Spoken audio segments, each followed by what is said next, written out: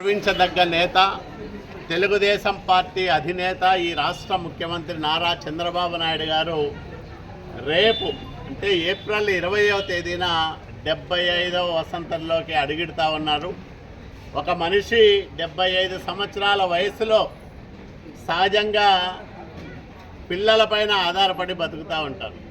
కానీ ఈ రాష్ట్రానికి తానే ఆధారమై అనునిత్యం పనిచేస్తున్న ముఖ్యమంత్రి నారా చంద్రబాబు నాయుడు గారు ఈ వయసులో కూడా 25 సంవత్సరాల యువకులు చేయలేనంత కష్టాన్ని దాదాపు 16 నుంచి 18 గంటల పాటు శ్రమించి ఈ రాష్ట్ర సర్వతోముఖాభివృద్ధి కోసం అహరహము శ్రమిస్తున్న నాయకుడు, నిత్య శ్రామికుడు నారా చంద్రబాబు నాయుడు గారు.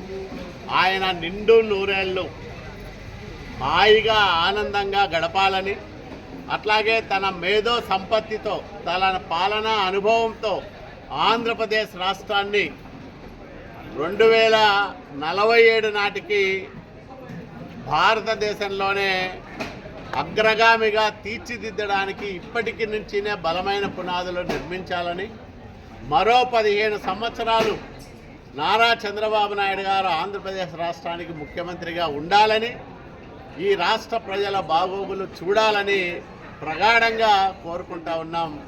ఆయన నాయకత్వంలో పనిచేస్తున్నందుకు అనుక్షణం మేమందరం కూడా గర్వపడుతూ ఉంటాం.